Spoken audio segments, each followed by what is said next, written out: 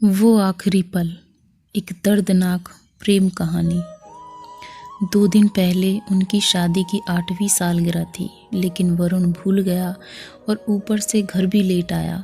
फिर तो कहना ही क्या, बहुत झगड़े थे दोनों उस दिन।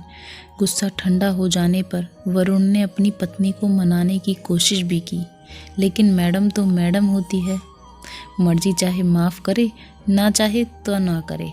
शादी के कुछ साल तक तो सब कुछ ठीक था, लेकिन धीरे धीरे प्यार की जगह कड़वाहट ने ले ली और रोमांस की झगड़े ने। अब तो एक दूसरे के प्रति सम्मान के बीच भी उनका स्वाभिमान आने लगा था। एक समय था जब दोनों को लगता था कि वे एक दूसरे के बिना जी नहीं पाएंगे, मगर आज वही दो प्रेमी एक ही छत के नीचे अजनबियों की तरह रह रहे थे। आखिर कोई अपनी मैरिज एनिवर्सरी कैसे भूल सकता है? वह मुझे अब पहले जितना प्यार नहीं करता। सोफे पर बैठी नंदिनी के मन में ख्याल आया। वह अपने पति से इतनी नाराज़ थी कि पिछले 2 दिन से उसने ठीक से बात भी नहीं कर रही थी। तभी दरवाजे की घंटी बजी। उसने जाकर दरवाज़ा खोला। सामने बारिश में भीगा हुआ वरुण खड़ा था। हाथों में फूलों का गुलदस्ता था और चेहरे पर मुस्कान। लेकिन नंदिनी अभी भी माफ़ करने के मूड में नहीं थी। उसने गुलदस्ते को नीचे फेंक दिया और फिर से झगड़ने लगी। तुम्हें क्या लगता है, इस तरह से मुझे गुलदस्ता देने से मैं बात को भूल जाऊंगी? अगर सच में प्यार करते हो तो दिखाओ, इस तरह से झूठ मूठ का नाटक मत करो। वरुण कुछ बोलता उससे पहले घर के अंदर से मोबाइल की घंटी बजने की आवाज़ सुनाई दी। नंदिनी ने अंदर जाकर फ़ोन अपने हाथ में लिया और कॉल करने वाले का नंबर देखा। उसे थोड़ा सा आश्चर्य हुआ। वह कॉल वरुण ने ही की थी, लेकिन जब उसने फ़ोन उठाया तो दूसरी तरफ किसी अनजान मर्द की आवाज़ सुनाई दी। हेलो, मैं गुड़गांव पुलिस स्टेशन से सब इंस्पेक्टर विजय सिंह राठौड़ बात कर रहा हूँ। क्या यह वरुण शर्मा के घर का नंबर है? जी हाँ। क्या कोई प्रॉब्लम है? मुझे खेद है, लेकिन एक दुर्घटना हुई है जिसमें एक आदमी की मृत्यु हो गई है। हमें उसकी जेब से एक वॉलेट और एक मोबाइल फ़ोन मिला है, जिसमें आपका नंबर होम के नाम से सेव किया गया है। हमें उसके शरीर की पहचान करने के लिए किसी की आवश्यकता है। क्या आप अभी सिविल हॉस्पिटल आ सकती हैं? नंदिनी का दिल बैठ गया। वह अचंभित थी। उसने कहा, लेकिन मेरे पति तो यहाँ घर पर हैं मेरे साथ। क्षमा करें महोदय, लेकिन यह घटना 2 घंटे पहले ही हुई है, जब वह रेलवे स्टेशन से बाहर निकल रहे थे। नंदिनी अपना होश खोने लगी थी। यह कैसे हो सकता है? उसने पहले किसी से सुना था कि कभी कभी आत्माएं इस दुनिया को छोड़ने से पहले अपने प्रियजन से मिलने आती हैं।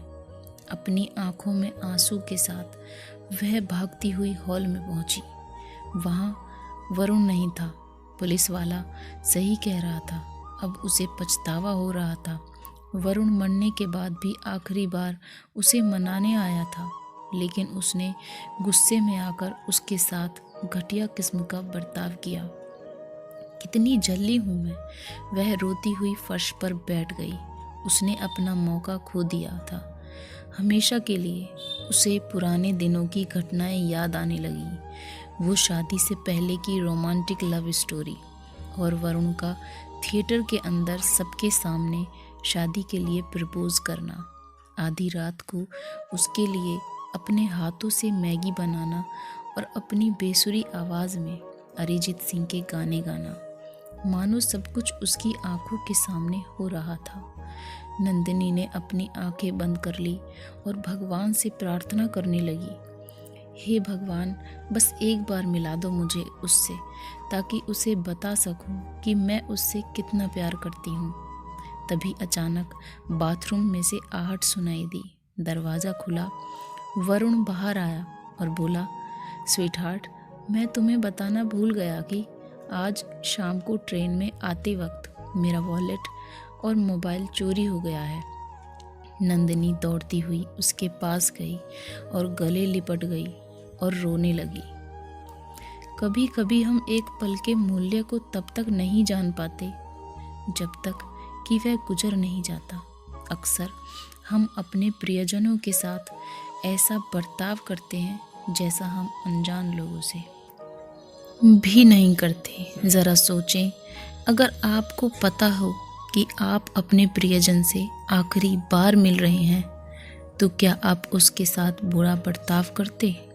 दोस्तों, यह तो सिर्फ एक कहानी थी, परंतु जीवन आपको दूसरा मौका नहीं देगा। इसलिए उस एक मौके को अपने हाथ से फिसलने मत दें। और चूंकि यह कोई नहीं जानता कि वह आखिरी पल कब आएगा, इसलिए अपने प्रियजनों के साथ हमेशा ऐसा व्यवहार करें मानो आप उनसे आखिरी बार मिल रहे हों। तो दोस्तों, आपको कैसी लगी आज की हमारी ये कहानी? अगर आपको पसंद आई हो तो प्लीज़ लाइक, शेयर और सब्सक्राइब ज़रूर करिएगा और कमेंट करके ज़रूर बताना कि ये कैसी लगी। धन्यवाद।